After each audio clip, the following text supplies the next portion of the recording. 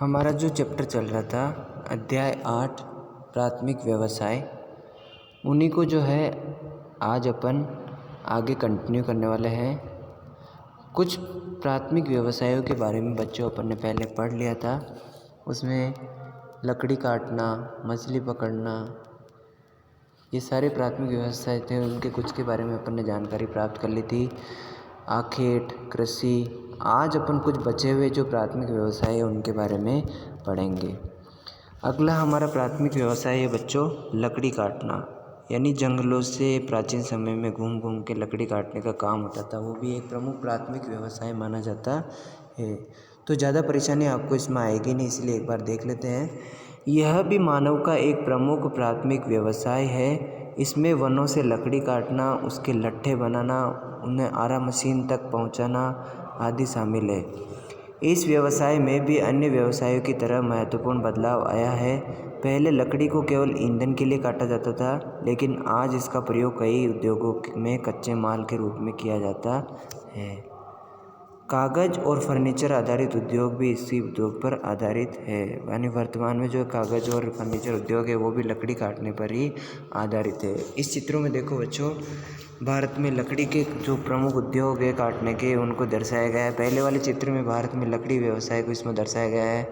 फिर यहाँ पे म्यांमार के जो है लकड़ी उद्योग को दर्शाया गया है, कनाडा के भी, और संयुक्त राज्य अमेरिका में। तो आप चारों फोटो पिक्चर्स में आप देखोगे बच्चों कि कितना तकनीकी, अमेरिका में देखो वही लकड़ी काटने का काम मशीनों द्वारा हो रहा है, मलेशिया में, कनाडा में भी मशीनों द्वारा हो रहा है। भारत में आपको जो है पिछड़ापन नज़र आएगा। तो लकड़ी काटने में आगे की बात करते हैं बच्चों। लकड़ी काटने का व्यवसाय जो है वो ज़्यादातर उष्ण कटिबंधीय प्रदेशों में प्राथमिक स्तर पे मिलता है। उष्ण कटिबंधीय जो क्षेत्र है वहाँ पे आपको सबसे ज़्यादा मिलेंगे। उष्ण कटिबंधीय वनों के प्रमुख पेड़ों में देखना साल हो गया, सागौन हो गया, महोगनी हो गया, चंदन, रोजवुड, ये सभी प्रमुख पेड़ है। इनका प्रयोग जो है इमारती लकड़ी और फर्नीचर में किया जाता है। शीतोष्ण कटिबंधीय कोणधारों वनों में भी लकड़ी काटने का कार्य व्यापारिक रूप से किया जाता है। इन वनों में एक ही प्रकार के वृक्षों की बहुलता होती है। पेड़ काटने और लट्ठे बनाने का कार्य मशीनों द्वारा किया जाता है। इस क्षेत्र में परिवहन के साधनों का भी प्रयोग पर्याप्त विकसित हुआ है। इसकी लकड़ी मुलायम, लुगदी, कागज, पैकिंग का सामान बनाने में काम आती है। व्यापारिक स्तर पर लकड़ी काटने का कार्य कनाडा में, नॉर्वे में, फिनलैंड, संयुक्त राज्य अमेरिका में बड़े लेवल पे किया जाता है। लकड़ी की मांग के कारण आज संपूर्ण विश्व में वनों की अंधाधुंध कटाई हो रही है। वन क्षेत्र तेजी से घटते जा रहे हैं, जिसके कारण मिट्टी के अपरदन की मात्रा बढ़ रही है, उपजाऊपन घट रहा है।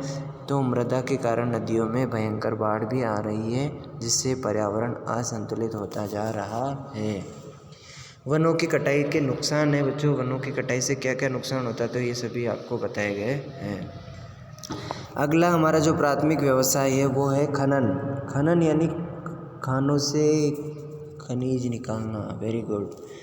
जिन स्थानों में खनिज पाए जाते हैं वहीं पे खनन व्यवसाय विकसित हो रहे हैं। खनन कार्य का अर्थ खनिजों को भूगर्भ से बाहर निकालना होता है।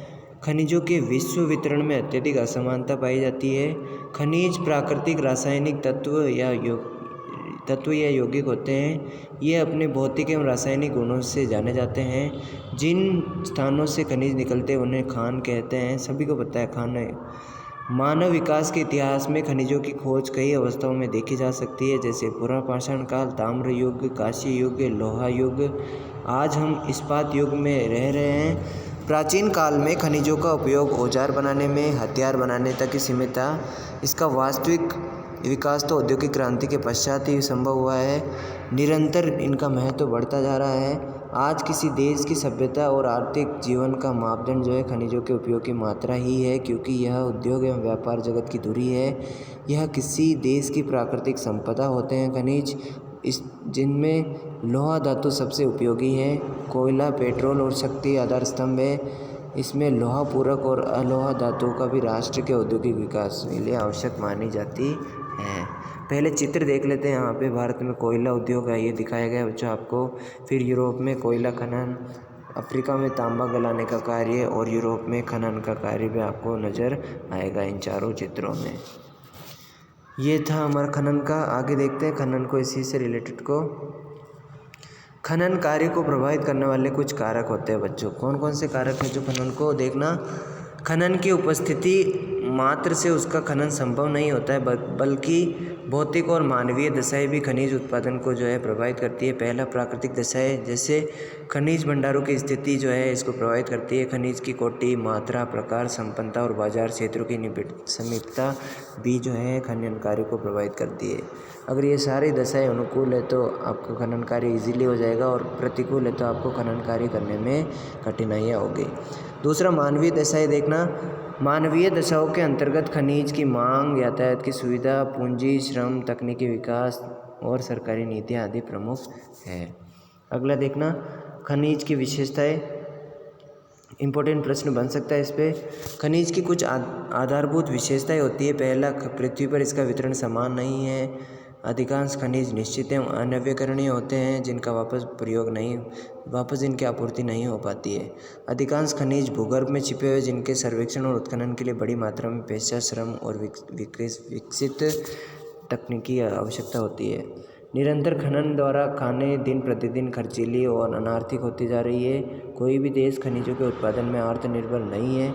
खनिजों का उत्खनन उपयोग बाजार तथा मांग आधारित होता है। खनिजों का वर्गीकरण देखना।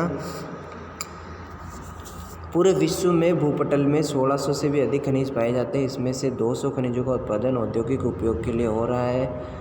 आधुनिक औद्योगिक अर्थतंत्र के लिए लगभग 80% खनिज पदार्थ आवश्यक समझे जाते हैं। खनिज को मुख्यतः 3 श्रेणियों में बांटा गया है। देखना कौन कौन सी है। खनिजों का संबंध चट्टानों से होता है। चट्टानें मुख्यतः 3 प्रकार की होती है। तो चट्टानों का पूरा चैप्टर भी आएगा आपके 11th में, आपने पढ़ा होगा। आग्नेय चट्टान, कायांतरित चट्टान और अवसादी चट्टान। चट्टानें 3 प्रकार की होती है। आग्नेय चट्टानों में सोना मिल जाएगा आपको, चांदी मिल जाएगा, तांबा, जस्ता, सीसा, मैग्नीज, अभ्रक और गंधक, ये सारे खनिज आपको मिल जाएंगे। फिर कायांतरित चट्टानों में जो है आपको कायांतरित में ग्रेफाइट, हीरा, संगमरमर, ये सभी आपको मिल जाएंगे। कोयला, पेट्रोल, प्राकृतिक गैस, रॉक, फॉस्फेट, पोटास, नमक, ये आपको अवसादी चट्टानों में मिलेंगे। सारणी में भी आपको दिखाया गया है खनिजों के वर्गीकरण को, जिसको अपन देख लेते हैं एक बार। खनिजों का वर्गीकरण देखना। खनिज 3 प्रकार के होते हैं बच्चों, बहुत इंपॉर्टेंट बात है। खनिज, पहला धात्विक खनिज, जिसमें धातु का अंश पाया जाता है, उन्हें धात्विक खनिज कहते हैं। दूसरा, अधात्विक खनिज, जिसमें धातु का अंश नहीं होता है। और तीसरा, ईंधन खनिज। धात्विक खनिज 2 प्रकार के होते हैं, लोहा और अलोहा धात्विक। जिसमें लोहे के अंश पाए जाते हैं वो लोहा धात्विक खनिज कहलाएंगे, और जिसमें लोहे के अंश नहीं पाए जाते वो अलोहा धात्विक कहलाएंगे। लोहा धात्विक के उदाहरण लोहा, निकिल, मैग्नीज। या धात्विक खनिजों के उदाहरण पूछे तो आपको लोहा, निकिल, मैग्नीज, तांबा, जस्ता, सीसा, एल्युमिनियम, ये सभी है। अधात्विक खनिजों के उदाहरण पूछे तो चूना पत्थर, बालू का पत्थर, संगमरमर, ग्रेनाइट, नमक, अभ्रक, जिप्सम, सोना, चांदी, प्लेटिनम, ये है। ईंधन खनिज में कोयला, पेट्रोल और गैस प्रमुख माने जाते हैं। विकसित अर्थव्यवस्था वाले देश खनन, प्रसंस्करण एवं शोधन कार्य से पीछे हट रहे हैं, क्योंकि उन्हें श्रमिक लागत अधिक आने लगी है। जबकि विकासशील देश अपने विशाल श्रमिक शक्ति के बल पर अपने देशवासियों के ऊंचे रहन सहन को बनाए रखने के लिए खनन कार्य को महत्व दे रहे हैं। अफ्रीका के कई देश, दक्षिण अमेरिका के कुछ देश एवं एशिया के आय के साधनों का 50% तक खनन कार्यों से प्राप्त होता है। तो खनन कार्य भी एक प्रमुख जो है प्राथमिक व्यवसाय माना जाता है। तो ये था बच्चों हमारा प्रमुख पहला जो प्राथमिक व्यवसाय वाला चैप्टर था। इसमें अपन ने अलग अलग प्राथमिक व्यवसायों के बारे में अध्ययन किया है।